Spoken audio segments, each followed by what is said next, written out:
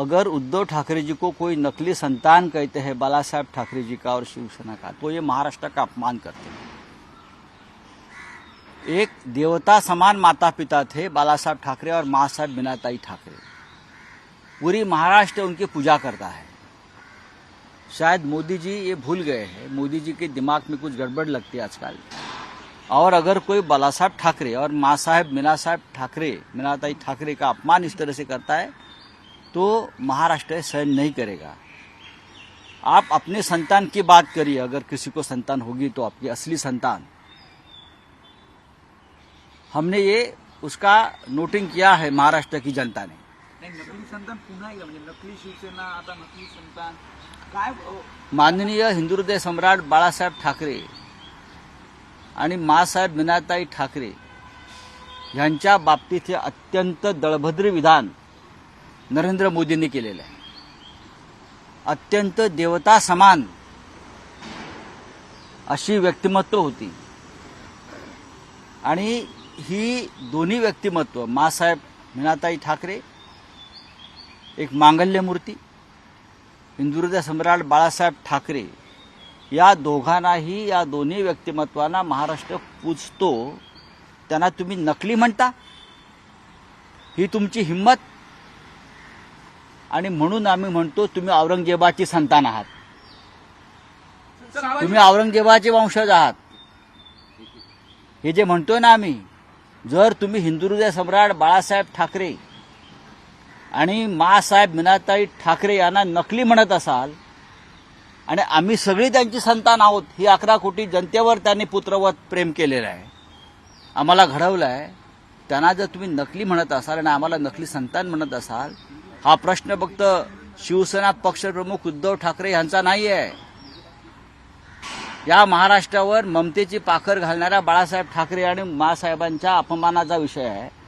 आणि तेलंगणात जाऊन या औरंगजेबाच्या संतानांनी अशा प्रकारे भाषा करणं महाराष्ट्राविषयी हे बरोबर नाही। सर, आपकी पार्टी के नेता है, एमपी है, उन्होंने कहा कि श्रीकांत शिंदे के माथे पे लिखना चाहिए कि वो गद्दार बेटे हैं। और बाद में संजय निरुपम का भी बयान आया कि देखिए, किसी का बयान आता है उसका ऊपर मैं मेरा वक्तव्य नहीं देता हूँ। एकनाथ शिंदे गद्दार है क्या नहीं, इतना ही आप कहिए ना। सवाल यही है, एकनाथ शिंदे और उनके 40 लोग, पूरा देश उनको गद्दार कहता है और उनके ऊपर थूकता है। मैं ये नहीं कहूँगा कौन क्या बोलता है, मैं मेरी बात बोलता हूँ। ये 40 लोग गद्दार है क्या नहीं, अजीत पवार के साथ जो 40 लोग गए वो गद्दार है क्या नहीं, लोग उनको गद्दार बोलते हैं क्या नहीं, बेईमान है क्या नहीं। 50 खोके एकदम ओके किसको बोलते हैं, हमको बोलते हैं कि उनको बोलते हैं?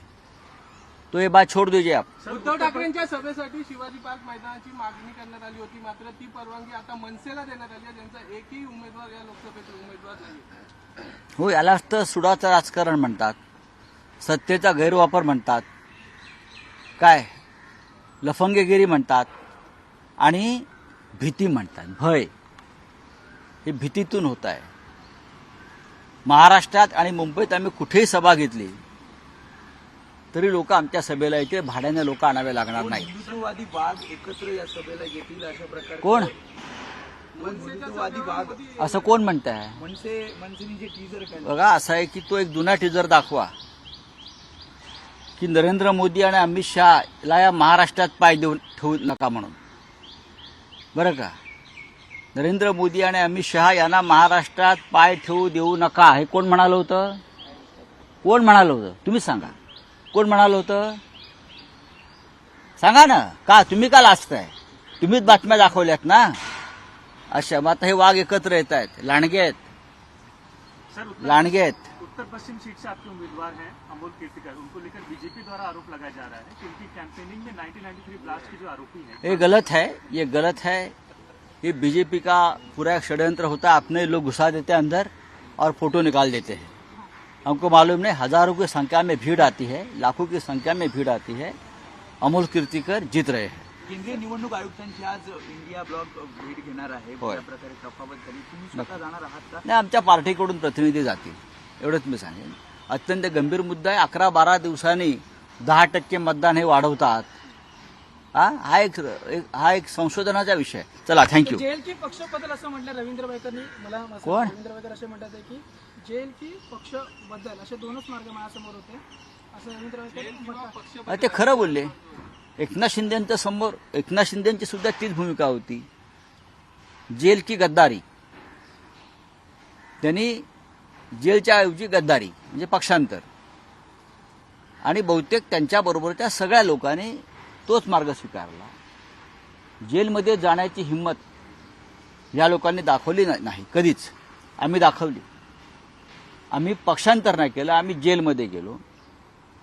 या देशाच्या स्वातंत्र्य लढ्यामध्ये अनेक स्वातंत्र्यवीरांनी ब्रिटिशांची शरणागती पत्करली नाही, जेलमध्ये गेले आणि हौतात्म्य पत्करले. छत्रपती शिवाजी महाराज सुद्धा त्यातलेच. त्याच्यामुळे या सगळ्या लोकांना कोणत्याही स्वातंत्र्य लढ्यातील क्रांतिकारकाचं नाव घ्यायची अवकात नाही.